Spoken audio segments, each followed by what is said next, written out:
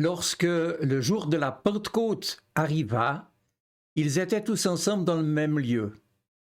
Tout à coup, il vint du ciel un bruit comme celui d'un souffle violent qui remplit toute la maison où ils étaient assis.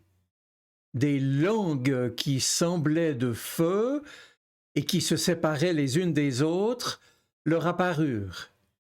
Elles se posèrent sur chacun d'eux. Ils furent tous remplis d'Esprit Saint et se mirent à parler en d'autres langues selon que l'Esprit leur donnait de s'exprimer. Or, il y avait à Jérusalem des Juifs pieux venus de toutes les nations qui sont sous le ciel. Au bruit qui se produisit, la multitude accourut et fut bouleversée parce que chacun les entendait parler dans sa propre langue. Ils étaient hors d'eux-mêmes et dans l'admiration et disaient « Voici ces gens qui parlent, ne sont-ils pas tous galiléens? Et comment se fait-il que nous les entendions chacun dans notre propre langue maternelle? Nous les entendons parler dans nos langues des merveilles de Dieu. » Tous étaient hors d'eux-mêmes et perplexes et se disaient les uns les autres « Mais que veut dire cela ?» Mais d'autres se moquaient et disaient « Ils sont pleins de vin doux. » Alors Pierre, debout avec les autres, prit la parole. « Bonjour. Tel est, vous l'avez reconnu, le début du récit rapporté par le chapitre 2 du livre des Actes des Apôtres, récit de ce qui s'est passé lors de la Pentecôte. Peut-être, comme moi, avez-vous vu un jour ou l'autre l'illustration sous forme d'une icône, d'un tableau ou d'un dessin, l'illustration qui représentait les 12 apôtres réunis en cercle avec descendant au-dessus d'eux des petites flammes de feu, des langues de feu. Parce que c'est ainsi souvent qu'on a cherché à représenter la scène que le texte de Luc nous relate.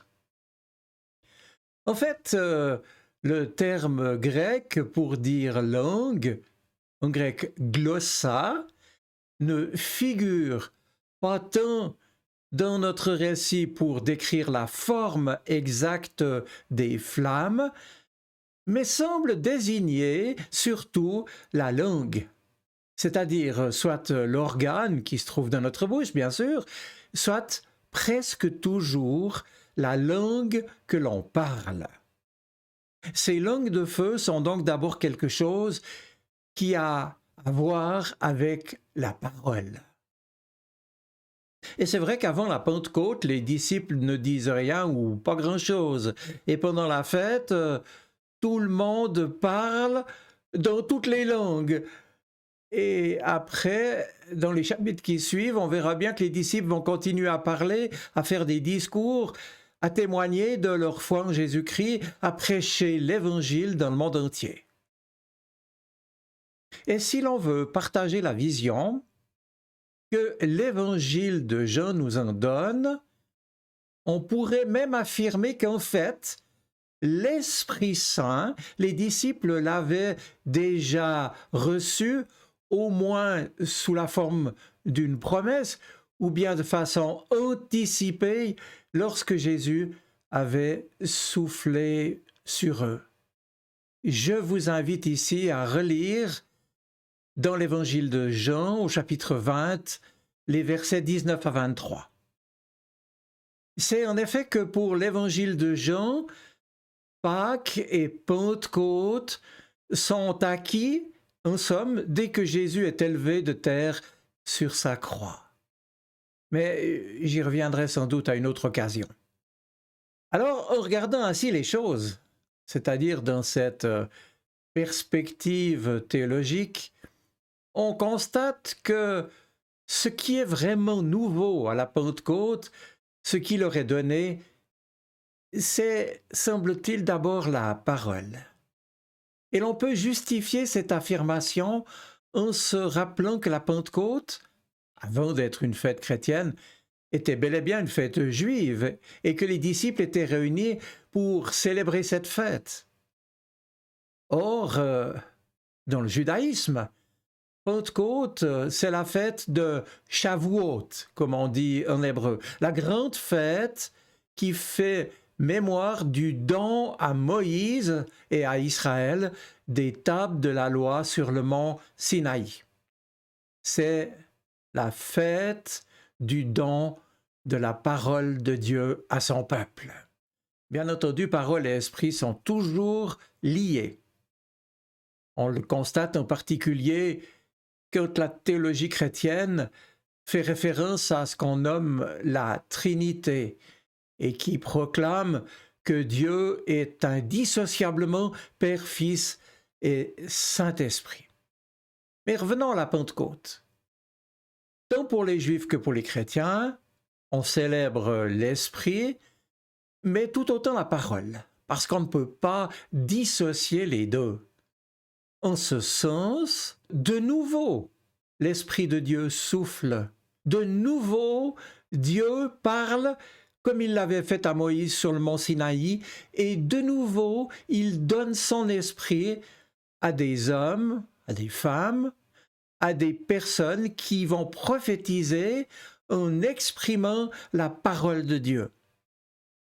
Maintenant, il nous faut ajouter ici que notre Pentecôte chrétienne, tout en s'appuyant sur la Pentecôte juive, opère des déplacements importants qui ont du sens. Oui, parce que tout d'abord sur le Sinaï, souvenez-vous, Dieu a fait entendre sa parole, mais essentiellement sous la forme de lois, de commandements, de préceptes, de règles, disant ce qu'il fallait faire ou ne pas faire pour vivre harmonieusement avec Dieu et avec son prochain. Dans la Pentecôte chrétienne, il n'y a aucun commandement, aucun ordre. Et le texte des Actes dit que tous ceux qui étaient là entendaient parler, je cite, des merveilles de Dieu. La parole nouvelle n'est plus une loi, mais une bonne nouvelle, une parole de joie, de bonheur, de pardon, de grâce, de liberté et d'amour. Et ce bonheur est à ce point communicatif, la joie aussi, l'amour également, qu'on en parle. Et puis, autre différence notable entre la Pentecôte chrétienne et la Pentecôte juive, le Saint-Esprit ici est donné à tous. Sur le Sinaï, il n'a été donné qu'à Moïse, qui a reçu la parole gravée sur 2 tables de pierre pour redescendre, les donner ensuite au peuple d'Israël. Et puis l'Esprit agira dans la vie d'un certain nombre de personnes qui seront envoyées par Dieu pour accomplir son projet parmi le peuple. Là, ici, dans ce récit de la Pentecôte, l'Esprit est donné à tous.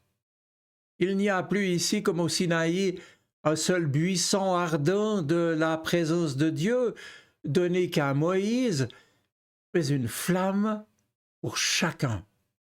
C'est comme en somme si chacun avait son petit buisson ardent pour lui tout seul, et que chacun recevait une langue, donc une parole, qui allait d'abord l'habiter et qui allait être partagée. Il n'y a plus d'intermédiaire entre Dieu et les chrétiens.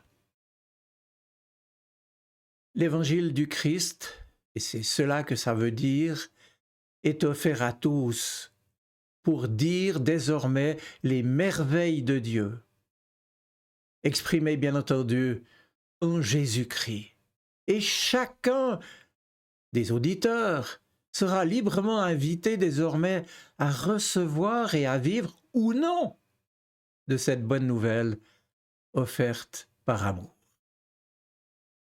Et nous dit encore le texte d'Acte 2, ce message des merveilles de Dieu est donné donc dans toutes les langues connues à l'époque. Une expression, bien sûr, pour dire l'universalité du message qui n'est donc plus réservé uniquement qu'à un seul peuple élu. Désormais, Dieu s'adresse à tous, bientôt dans le monde entier et dans la langue de tout le monde. En Jésus-Christ, par le don de sa vie sur la croix, et depuis le matin de la résurrection, Dieu se fait tout à tous, pour reprendre l'expression de l'apôtre Paul. Et à la Pentecôte, il rejoint chacun dans ce qu'il est, quelle que soit son origine, sa langue, sa provenance. Et ce n'est donc pas pour rien que l'on a à raison considéré que la Pentecôte était l'événement fondateur de l'Église et de sa prédication. On appelle le kérygme, l'annonce du salut de Jésus-Christ mort et ressuscité. Mais le Saint-Esprit, qui est-il? En fait, la réponse est simple, puisqu'il nous est dit dans l'Écriture, par la bouche de Jésus, que Dieu est esprit.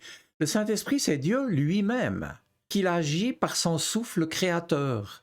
En soufflant, Dieu insuffle la vie dans les êtres vivants. La parole donc, on l'écoute, on la comprend, on en vit. Le Saint-Esprit, on le ressent, on en vit aussi. On le ressent comme on ressent, par exemple, les effets, c'est ce que Jésus dira à Nicodème, comme on ressent les effets du vent sur notre peau. En somme, l'Esprit Saint, c'est le Dieu de l'expérience spirituelle, de cette présence en nous et autour de nous, de grâce, de paix, d'amour qui nous accompagne et nous fait vivre en toutes circonstances. Mais parole et esprit, ou esprit et parole, les deux vont toujours ensemble pour nous communiquer la vie et les merveilles que Dieu veut partager avec nous en Jésus-Christ. Ce qu'il faut, c'est donc bien que parole et esprit s'épaulent et se complètent. Parce que la parole, on le sait, sans esprit, et ce sera réexpliqué par l'apôtre Paul et par d'autres, la parole sans l'esprit est lettre morte, même parole mortifère. Elle devient, on le sait aussi, dogme, figé, condamnation, anathème, rejet des autres, intolérance. Mais l'expérience spirituelle, de son côté, si elle est vécue sans limite, risque de conduire, parce qu'on s'attache seulement à ses effets, à ce qu'on ressent, à un subjectivisme qui va remettre finalement que l'individu, et non pas le Seigneur, au centre de son ressenti et mettra sa foi uniquement dans le contrôle de ce ressenti précisément. Parole et esprit ne peuvent être séparés l'un de l'autre et dépendent l'un de l'autre et vice-versa. La parole est bonne, nécessaire, parce qu'elle cadre, parce qu'elle dit, parce qu'elle informe, elle enseigne, elle oriente, elle gouverne. Mais il faut avec elle un esprit de tendresse, de consolation, un esprit défenseur. Jésus a parlé du paraclet, celui qui se tient aux côtés du chrétien pour le guider, pour l'enseigner. Un esprit qui soit source de force, d'amour et de maîtrise de soi, qui soit une source vivifiante, constamment de ce pardon, de cette tendresse, de l'accueil et de la grâce de Dieu. Le texte de la Pentecôte souligne simplement que l'Évangile ne va pas pouvoir rester derrière les portes verrouillé de ses disciples rassemblés, sans doute encore un peu apeurés. Non, comme l'Évangile ne peut pas rester enfermé derrière les portes de nos communautés chrétiennes, comme si cet Évangile n'appartenait qu'à un groupuscule, qu'à une entité d'initiés apeurés. Au contraire, l'action de l'Esprit va projeter les apôtres et nous, après eux, partout dans ce monde, à commencer là, au milieu des autres, à Jérusalem, pour que tous les peuples puissent entendre la parole de Dieu et que la diversité des langues ne soit plus un obstacle à cette communication décisive que Dieu veut nous faire. À la Pentecôte, esprit et parole sont donnés aux disciples. Mais nous, aujourd'hui, si nous continuons à fêter donc la Pentecôte, ce n'est pas juste pour nous rappeler que les premiers chrétiens ont eu cette opportunité, mais pour nous souvenir qu'elle est d'actualité pour nous aussi et que nous avons à suivre leur exemple. Parce que le Saint-Esprit continue de souffler sur nous pour que nous ayons des langues de feu,